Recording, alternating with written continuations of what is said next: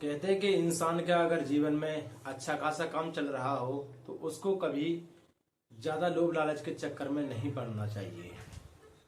तभी कुछ ऐसे कदम उठा लेते हैं लोग बाग कि स्वयं तो परेशान होते हैं दोस्तों, साथ में जो उनके साथ में आने वाले कई लोग रहते हैं वो इस लपेट में आ जाते हैं और एक बड़ी दुर्घटना का शिकार बन जाते हैं। आज की जो सच्ची घटना है दोस्तों वो कुछ इसी प्रकार है, जिसमें एक लोभ की पराकाष्ठा दिखाई जाती है कि एक इंसान की हत्या भी हो जाती है और कई लोग सड़कों के पीछे भी पहुंच जाते हैं। नमस्कार दोस्तों, जय हिंद। कैसे हैं आप सभी लोग? आशा करता हूं आप सभी लोग अच्छे होंगे।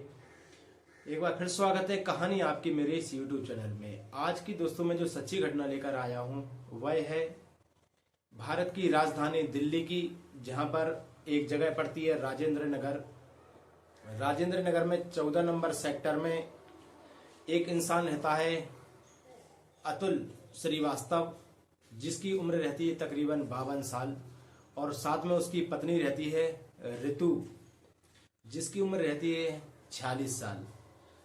ऋतु एक अच्छी खासी कंपनी में जॉब करती है, मोटा पैसा कमाती है, और उसका पति है अतुल, वो भी एक बिजनेसमैन होता है जो कि अच्छी मोटी खासी रकम कमाता है। पैसे से दोनों लोग संपन्न रहते हैं, पर डॉक्टर की कुछ जानकारी द्वारा इनकी शादी को 25 साल हो जाते हैं और इनके यहाँ पे कोई संतान पैदा नहीं होती है। दोस्तों, जब 25 जून 2014 को शाम 6 बजे ऋतु अपनी जॉब से वापस आती है घर पर और दरवाजा खोलने की कोशिश करती है तो दरवाजा बंद रहता है। तो काफी बार वो गेट को खटखटाती है तो गेट नहीं खुलता है। इसी के बाद वो कॉल करती है अपने पति के नंबर पर। तो करीब 10-15 बार कॉल करने के बाद भी उसके पति अतुल उसका फोन नहीं उठाता है, उसकी पत्नी ऋतु का। तभी उस गेट की 2 चाबियां रहती हैं दोस्तों, कि एक चाबी से अंदर का भी लॉक खुल सकता है और बाहर का भी। 2 चाबियां एक उसके पति अतुल के पास रहती है और दूसरी चाबी उसकी पत्नी ऋतु के पास रहती है। दोस्तों, जब कोई रेस्पॉन्स नहीं मिला अंदर से, तभी ऋतु अपनी एक बैग से चाबी निकालती है और उस दरवाजे को खोलती है और अंदर प्रवेश करती है।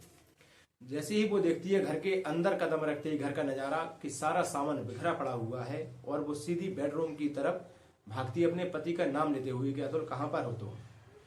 तब देखा जाता है कि 52 साल का अतुल श्रीवास्तव अपने बेड पर नग्न अवस्था में पड़ा हुआ है और उसके शरीर पर धारदार हथियारों से एक बार नहीं कई बार निशान दिए गए हैं। उसके शरीर पर काफी चोटें थी। उसके जो प्राइवेट पार्ट रहता है उस पर भी कुछ विशेष रूप से वार किया जाता है दोस्तों। तभी ऋतु इस अपने पति की हालत देखती है और बड़ा परेशान हो जाती है, चिल्लाने लगती है बड़े जोरों जोरों से। शाम का टाइम होता है, लोग बाग अपने ऑफिस से आ रहे थे। ऋतु के यहाँ राजेंद्र नगर में जब चिल्लाते हुए देखा तो लोग बाग, वहां के अड़ोसी पड़ोसी लोग सब हमेशा की तरह इकट्ठे हो ही जाते हैं। लोग बागों ने पूछा, कुछ मालूम नहीं चला। तभी उनमें से कुछ मोहल्ले वाले नजदीकी पुलिस थाने में, राजेंद्र नगर के पुलिस थाने में फोन करते हैं और आनंद फानंद में पुलिस वाले भी देर न करते हुए मौके पर और घटना स्थल पर पहुंच जाते हैं। दोस्तों, जैसे ही पुलिस मौके घटना स्थल पर पहुंचती है, उसकी डेड बॉडी की शिनाख्त की जाती है और डेड बॉडी की शिनाख्त होने के बाद उस डेड बॉडी को, अतुल श्रीवास्तव की डेड बॉडी को पोस्टमार्टम के लिए भेज दिया जाता है। और इसके बाद पुलिस अपनी जानकारी स्टार्ट करती है, क्योंकि इंसान पैसे वाला रहता है तो केस में भी बड़ी सख्ती के साथ पेश आती है पुलिस वाले भी। तभी छानबीन की जाती है दोस्तों, तो पुलिस को कुछ सुराग नजर नहीं आता है और वो वहां जांच पड़ताल करना स्टार्ट कर देते हैं। 2-3 दिन का समय व्यतीत होता है दोस्तों। जब कुछ सुराग पुलिस वालों को नहीं लगता है, तभी पुलिस वाले एक जो अतुल है श्रीवास्तव है, इसके दरवाजे पर एक सीसीटीवी कैमरा लगा रहता है, उस पर नजर जाती है और उसको चेक किया जाता है। जैसे ही जब अतुल श्रीवास्तव के सीसीटीवी कैमरे को चेक किया जाता है तो उसमें एक बाइक पर 2 लोग सवार रहते हैं, जो कि 12 बजे के टाइम पर उनका आना होता है तो अलग ड्रेस रहती है। और जब वो 2 बजे के करीब यहां से निकलते हैं 25 जून 2014 को, तो उस समय उन्होंने अलग ड्रेस पहनी रहती है। पुलिस का पूरा शक उन्हीं के ऊपर चला जाता है। पुलिस उसका जो चित्र रहता है, फोटो वगैरह निकलवाती है और अड़ोस पड़ोस के लोगों से पूछताछ करना स्टार्ट कर देते हैं। उसमें भी उसकी जांच पड़ताल चली रही थी दोस्तों।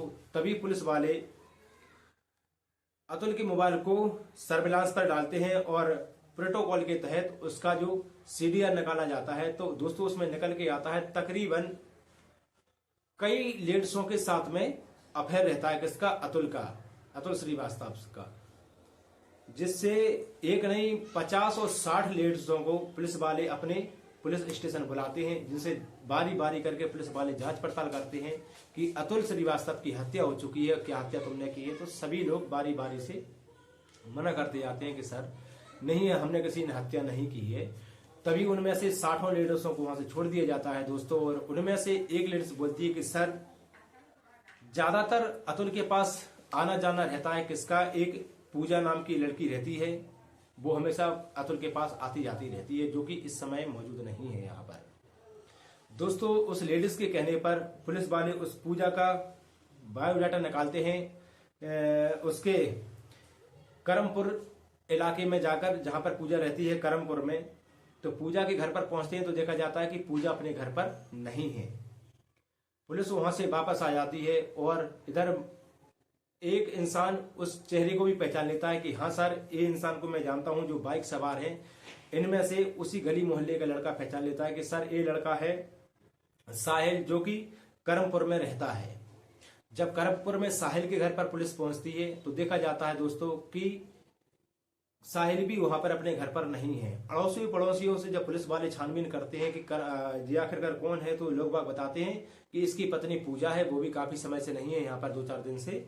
और जो साहिल नाम का लड़का है वो भी 3 दिन से यहाँ पे गायब है दोस्तों। तो पुलिस वालों को समझते हुए नहीं लगती कि जो पूजा नाम की लड़की का पता बताया उन लेडीजों ने, तो वो साहिल की ही पत्नी है दोस्तों। इनका नंबर भी सीडीआर के तहत सर्विलांस पे डाला जाता है और पता चलाया जाता है कि इस समय इन दोनों की लोकेशन हरिद्वार में पाई जाती है, कि हरिद्वार पहुंचने के लिए जा रहे हैं दोस्तों। पुलिस इनका पीछा करती है और इनको ट्रस्ट करते करते करते करते मालूम चलता है कि ये लोग देहरादून की ओर निकल जाते हैं और एक पंडित कॉलोनी में जाकर स्थिर हो जाती है इनकी लोकेशन।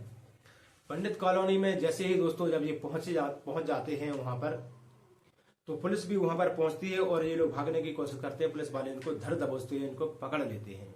तभी इनको देहरादून से पकड़कर दिल्ली राजेंद्र नगर लाया जाता है और इनसे जांच पड़ताल की जाती है, पूछताछ की जाती है दोस्तों। तभी साहिल और उसकी पत्नी पूजा अपना जुर्म कबूल कर लेते हैं और उसमें वो एक इंसान का भी नाम लेते हैं, जो कि साहिल का दोस्त रहता है। उसका नाम रहता है अमित, जिसकी उम्र रहती है तकरीबन 26-27 साल के करीब दोस्तों। जब पुलिस वाले इनसे पूछते हैं तो वो व्याख्या अपने बताती है। तो पूजा जैसे ही पुलिस वालों को बताती है, सर तो उस समय की बात है, हमेशा राजेंद्र का फोन मेरे पास आता रहता था, अतुल का, मैं उसके पास जाती थी, शारीरिक संबंध बनाती थी। उनकी पत्नी ऋतु है, वो ऑफिस जाती थी, घर में कोई नहीं रहता था, तो हमेशा बदल बदल कर लड़कियां लेडीजें अतुल के पास जाती थी। पुलिस वाले भी समझ जाते थे कि अतुल एक अय्याश इंसान था। इसी के साथ दोस्तों पूजा बताती है कि सर मेरा पति एक दिन बैठा और कहने लगा कि आखिरकार क्या किया जाए, हम ऐसे अपना काम कब तक चलाते रहेंगे और हमें कुछ ना कुछ बड़ा हाथ मारना चाहिए, जिससे हमारा 12-12 का घूमने फिरने का टंटा ही खत्म हो जाए। तब वो प्लान बताते हैं कि हम अतुल, जब वो पूजा कहती है तो फिर एक अतुल ही ऐसा इंसान है जिसके पास अच्छी मोटी खासी रकम हमें प्राप्त हो सकती है दोस्तों। अपने पति की बात मानकर पूजा भी उसके साथ में सम्मिलित हो जाती है और पूजा भी